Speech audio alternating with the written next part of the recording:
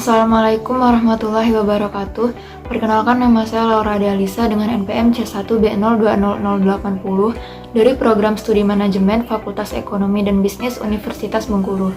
Pada kesempatan kali ini saya akan mengerjakan tugas akhir saya untuk mata kuliah Manajemen Operasional Lanjutan, yaitu membuat satu produk dan menjelaskan faktor limbah yang dihasilkan dari proses produksi produk tersebut.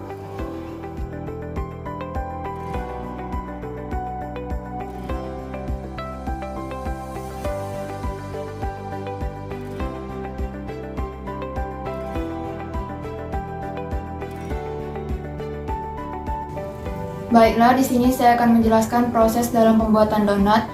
Yang pertama-tama yaitu kita persiapkan bahan yang dibutuhkan dalam membuat donat.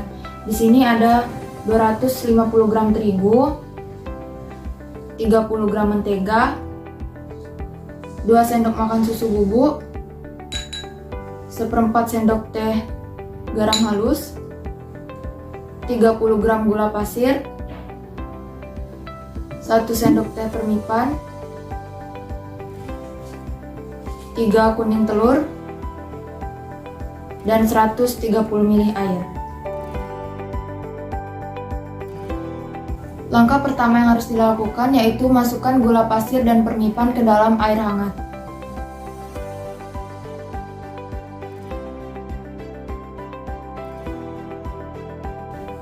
Setelah itu diaduk hingga rata.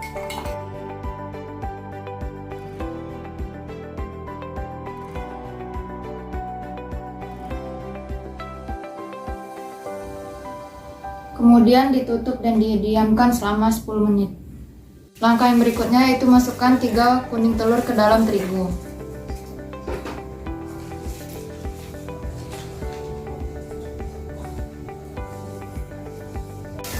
Lalu terigu yang sudah dicampur dengan 3 kuning telur ini diaduk hingga rata.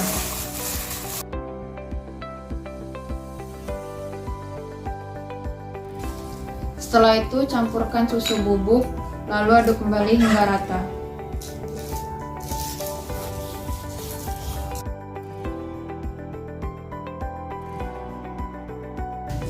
Kemudian masukkan larutan gula dan permipan ke dalam adonan.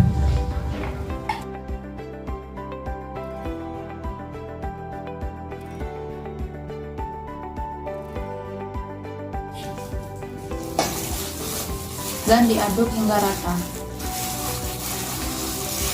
Dan yang terakhir yaitu tambahkan mentega dan garam halus ke dalam adonan.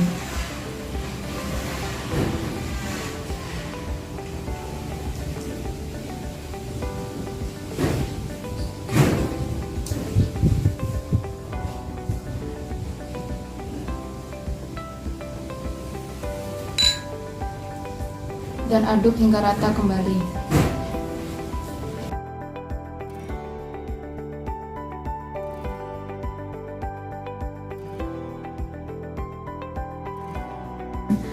Setelah semua adonan tercampur rata, bulatkan adonan dan tutup menggunakan lap basah atau plastik dan didiamkan selama kurang lebih 20 menit.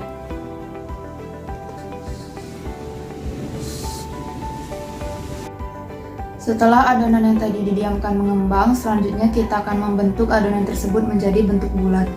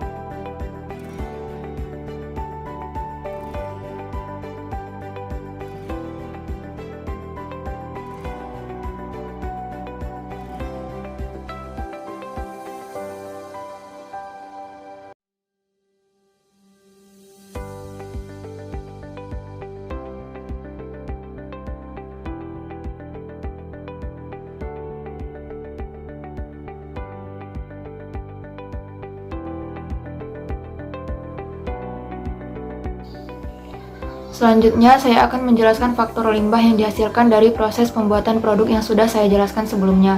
Jadi, limbah yang dihasilkan dari proses produksi donat glaze ini yaitu ada limbah plastik dan cangkang telur. Yang pertama yaitu limbah plastik. Limbah plastik ini merupakan limbah anorganik yang susah untuk terurai di lingkungan sekitar. Begitu limbah plastik berada di lingkungan, mereka tidak bisa membusuk seperti bahan alami. Kebanyakan sampah plastik tidak dapat terurai secara hayati, dan bahkan jika sampah plastik yang dapat terurai secara hayati akhirnya terurai, bahan ini akan menjadi potongan mikroskopis yang disebut sebagai plastik mikro, yang juga dapat memberikan bahaya bagi lingkungan. Bahaya utama dari sampah plastik terhadap lingkungan adalah karena bahan ini membutuhkan waktu bertahun-tahun untuk terurai. Selain itu, terdapat zat beracun yang dilepaskan ke dalam tanah ketika kantong plastik rusak di bawah sinar matahari. Dan jika kantong plastik dibakar, mereka akan melepaskan zat beracun ke udara yang menyebabkan polusi udara. Yang kedua yaitu ada limbah dari cangkang telur. Cangkang telur merupakan salah satu limbah pangan yang dapat digunakan sebagai pupuk organik karena cangkang telur ini dapat menyuburkan tanaman. Itulah tadi penjelasan mengenai tugas akhir saya. Apabila ada salah kata, saya mohon maaf. Kepada Allah, saya mohon ampun. Saya ucapkan terima kasih. Wassalamualaikum warahmatullahi wabarakatuh.